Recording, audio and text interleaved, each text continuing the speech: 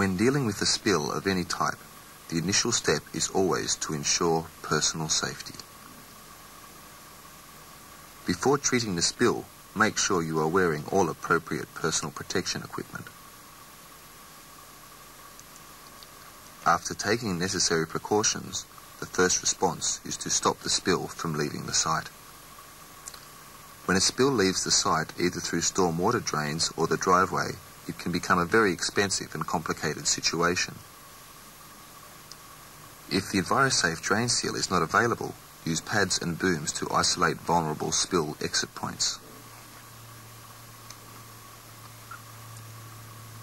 After establishing that a spill will not leave the site, the next priority is to contain the spill and minimise the area affected using booms included in all spill stations.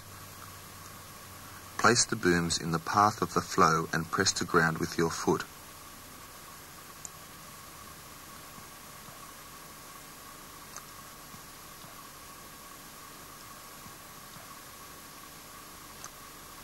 When dealing with thinner liquids, a combination of booms and pads may be needed to maximise the effectiveness of your response. When the flow of the spill has been stopped, the next step is to turn your liquid hazard into an easily managed solid. Place absorbent pads or sprinkle 100% organic absorbent onto the pooled liquid. To maximise the efficiency of 100% organic absorbent, sweep through with a stiff broom. Spill station absorbents work rapidly, but allow a little more time for absorption when dealing with thicker liquids.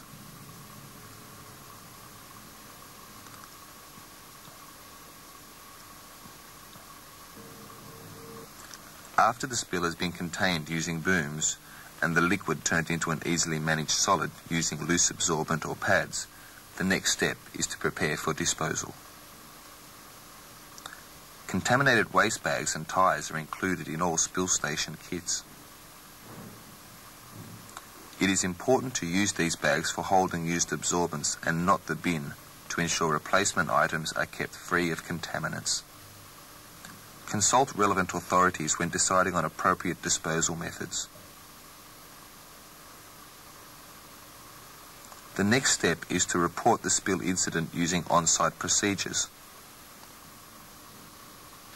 This must be done to ensure used material is disposed of correctly and relevant personnel are aware that spill stations' used components need to be replaced.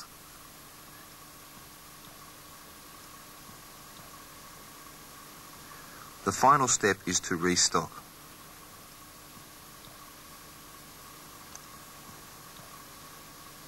As with all pieces of emergency response equipment, the spill station must be ready to respond at all times.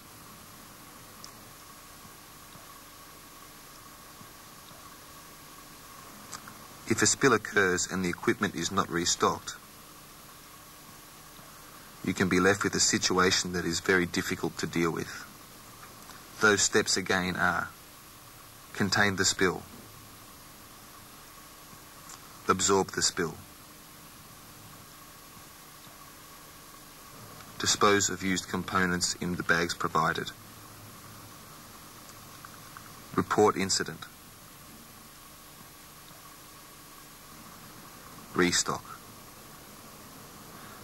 These tools for spill response are in place so that staff are able to effectively respond to and minimise negative outcomes of a spill on individuals, the company, and the environment we all live in.